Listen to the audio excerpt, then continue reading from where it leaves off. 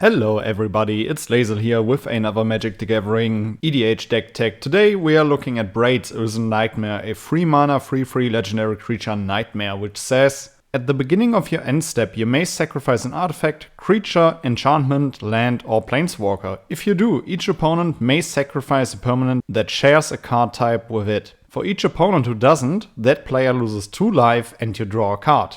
We are going to win the game by abusing this ability to generate a lot of value and at some point just simply draining our opponents to death. For example, with cards like Phyrexian Puppeteer, a 4 mana 4/3 that says whenever you draw your second card each turn, each opponent loses 2 life and you gain 2 life. When Phyrexian Puppeteer dies, return another target creature card with mana value 3 or less from your graveyard to the battlefield.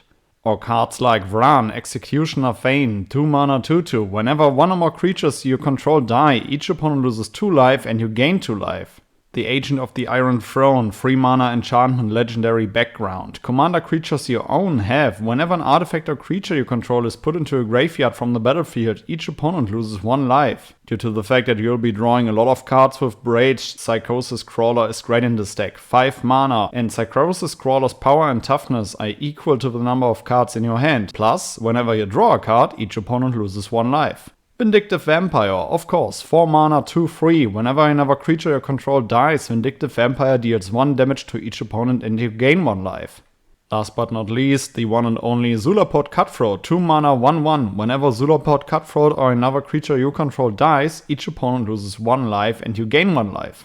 So in each of our end steps we want to sacrifice something on our board. Let's check out what we'll be sacrificing. For example, Servo Schematic, 2 mana artifact. When Servo Schematic enters the battlefield or is put into a graveyard from the battlefield, create a 1/1 colorless Servo artifact creature token. Reassembling Skeleton, 2 mana 1/1, and its activated ability says for 2 mana return Reassembling Skeleton from your graveyard to the battlefield tapped. Microsynth Wellspring, a 2 mana artifact that will help you hit your land drops. When Microsynth Wellspring enters the battlefield or is put into a graveyard from the battlefield, you may search a library for a basic land card, reveal it, put it into your hand and then shuffle.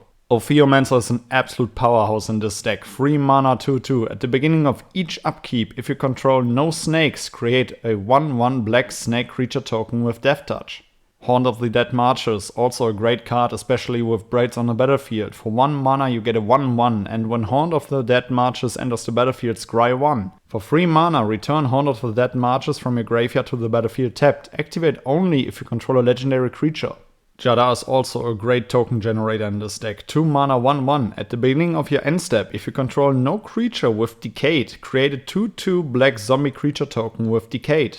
Another honorable mention is Never Traitor, 2 mana 1/1 haste and shadow, which says whenever another creature is put into your graveyard from the battlefield, you may pay 1 black. If you do, return Never Traitor from your graveyard to the battlefield. Due to the fact that you'll be drawing a lot of cards and you will definitely go above your hand size limit, you want to play cards like Fort Vessel, 2 mana artifact. You have no maximum hand size and you can tap it to add 1 generic. Or also the land card Reliquary Tower. You have no maximum hand size and you can tap it to add 1 generic.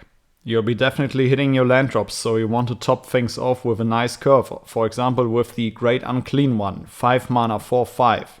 At the beginning of your end step, each opponent loses 2 life, then for each opponent who has less life than you, create a 1/3 black demon creature token named Plague Bearer of Nurgle.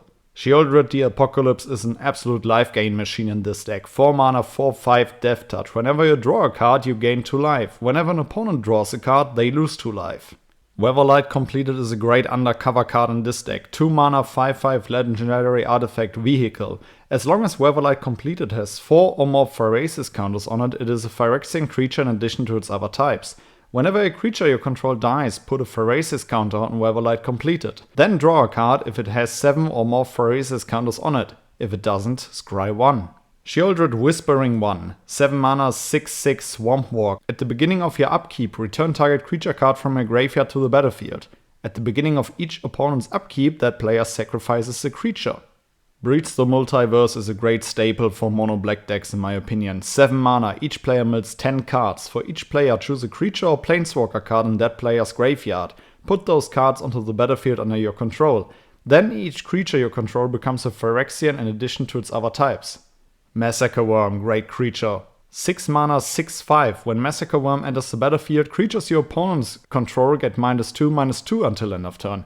And whenever a creature an opponent controls dies, the player loses 2 life. You want to win more, you get it. Due to the fact that Braids will be drawing you a lot of cards, you will draw a lot of lands and you will be constantly hitting your land drops. Which is why you want a great mana sink, for example Cable Stronghold. For 3 generic you add 1 black for each swamp you control, and a card like Cable Coffers. For 2 generic and tap you add 1 black for each swamp you control. And all of this mana advantage you want to sink into cards like Exsanguinate. Double black and X. Each opponent loses X life, you gain life equal to the life lost this way. Or into a real devastating Torment of Hailfire. 2 black and X. Repeat the following process X times. Each opponent loses 3 life unless the player sacrifices a non-land permanent or discards a card. Alright guys, these are a few ways of how I personally would approach Braids Arisen Nightmare. I hope you enjoyed this one. Let us know down in the comments below which cards you still would like to add, and then I would say see you in the next video. Goodbye guys.